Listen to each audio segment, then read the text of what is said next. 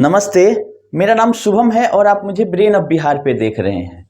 ये जो अपडेट है ये सुप्रीम कोर्ट के वेबसाइट से नहीं है, ये सहारा इंडिया का अपडेट सेबी के वेबसाइट पे एक नया अपडेट आया है उसी को लेके है।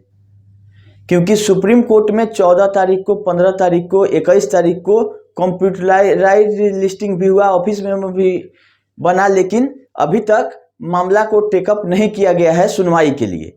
और अभी भी वही स्थिति बनी हुई है। सब लोग इंतजार कर रहे हैं कि इसका लिस्टिंग कब होता है और इसको कब सुना जाता है, क्योंकि सब लोग की निगाहें अभी सुप्रीम कोर्ट के तरफ ही हैं, क्योंकि वहीं से कुछ ना कुछ अब होना है इसका। क्योंकि Patna high court, Delhi high court, सब मामला खत्म हो गया और चला गया सुप्रीम कोर्ट के ऊपर। लेकिन एक नया अपडेट सेबी के वेबसाइट पे आया है।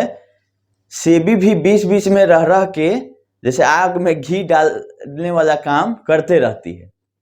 तो इस बार 17 सितंबर को फिर से एक पुराना मामला ही है। 2021 में सहारा इंडिया कमर्शियल कॉरपोरेशन का रिकवरी सर्टिफिकेट इशू हुआ था 14,106 करोड़ का अप्रैल 2021 में, और उसमें अकाउंट अटैच कर दिया गया था कंपनी का भी, सुब्रत राय सहारा का, जेबी राय, ओपी श्रीवास्तव और एक लेफ्टिनेंट जनरल रिटायर्ड हैं आपका एएस राव, और एक हैं रंजन दास गुप्ता। इस 5 डायरेक्टर लोगों का एक कंपनी का 6 आदमी का रिकवरी सर्टिफिकेट 14,106 करोड़ भुगतान नहीं करने के चलते अकाउंट अटैच कर दिया गया था और फुल फ्रीज करने का लेटर चला गया था सारे बैंकों को, इसका एनएसडीएल को, ताकि इनका कहीं भी सिक्योरिटी में भी पैसा हो तो उसको होल्ड किया जाए, वो पैसा निकाल नहीं पाए ये कंपनी का भी और साथ साथ में पर्सनल अकाउंट से भी।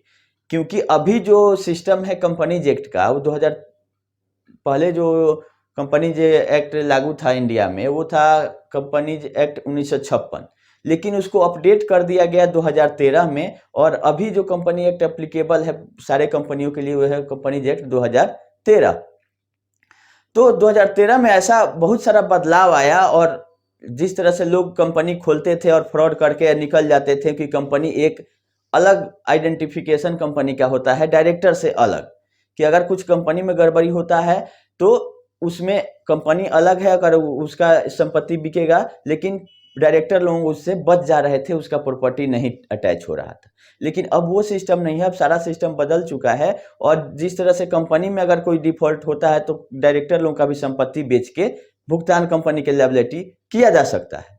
तो उसी क्रम में एक फिर से नोटिस 17 नवंबर को इशू किया है कि पहले इसका मामला सेबी ने बोला कि हम रिकवरी करेंगे, तो सेबी के ऑर्डर के अगेंस्ट में सहारा अपीलेट ट्रिब्यूनल में गई, सेबी के सिक्योरिटी अपीलेट ट्रिब्यूनल में गई।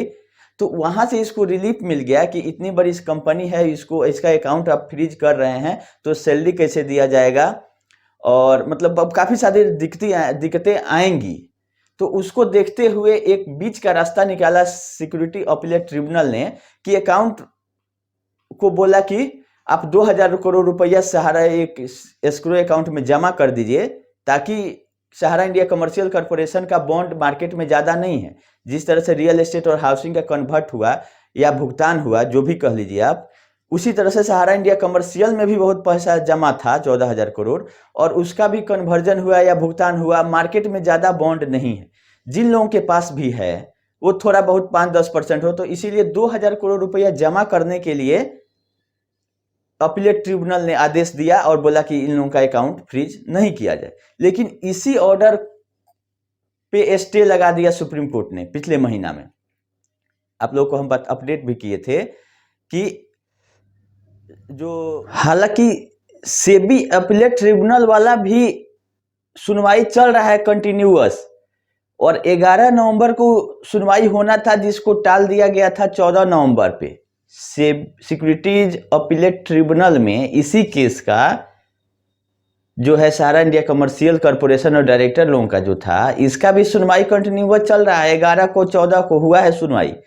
11 वाला ऑर्डर अपलोडेड है, जिसमें लिखा गया है कि 14 को इसको सुना जाएगा, और 14 को जो सुनवाई हुआ था उसका ऑर्डर अभी अपीलेट ट्रिब्यूनल वाले वेबसाइट पे नहीं आया है, क्योंकि जब सहारा इंडिया कमर्शियल कॉर्पोरेशन का बात आता है तो उसमें सिक्योरिटी अपीलेट ट्रिब्यूनल में जो केस है उसका भी अपडेट पे ध्यान देना होगा कि वहां से क्या आदेश आता है, क्योंकि जो ऑर्डर पलटा सुप्रीम कोर्ट ने, देखिए सेबी के आदेश को ट्रिब्यूनल ने पलटा और ट्रिब्यूनल के आदेश को सुप्रीम कोर्ट ने पलट दिया।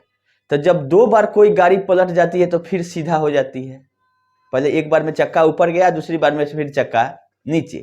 तो उसी तरह से सहारा इंडिया कमर्शियल कॉर्पोरेशन के केस में ये मामला चल रहा है और फिर स्टे लगा दिया था उस आदेश पे जो जिसमें राहत दिया गया था सहारा को, लेकिन उसके बाद सुनवाई अभी कंटिन्यूअस है। Final order securities appellate tribunal का भी नहीं आया है इस मामले में।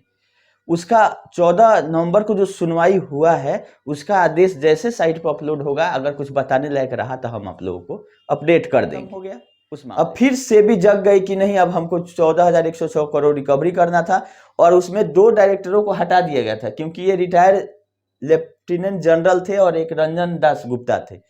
इनसे लायबिलिटी को हटा के इनका अकाउंट ओपन करा दिया गया था। लेकिन फिर से जब सुप्रीम कोर्ट ने फिर पलट दिया उस आदेश को, तो अब फिर से इन लोगों के लिए ही ये नोटिस जारी हुआ है कि इन लोगों का भी अकाउंट फ्रीज होगा, जिस तरह से सहारा श्री का हुआ है, जेबी राय, ओपी श्रीवास्तव का हुआ है। इस रिकवरी सर्टिफिकेट में मात्र इन लोगों को ही कॉपी दिया गया है कि इनका भी अकाउंट फिर से यथावत फ्रीज कर दीजिए। इसमें क्रेडिट हो सकता है, क्रेडिट मतलब पैसा जमा हो सकता है, डेबिट नहीं होगा इनका अकाउंट। डेबिट मतलब होता है कि पैसा निकलेगा नहीं। तो यही अपडेट सहारा के लिए है सेबी के वेबसाइट पे कि 14,106 करोड़ का रिकवरी सर्टिफिकेट में एक और नोटिस इशू हुआ है इन दोनों लोगों के अकाउंट फ्रीज करने का।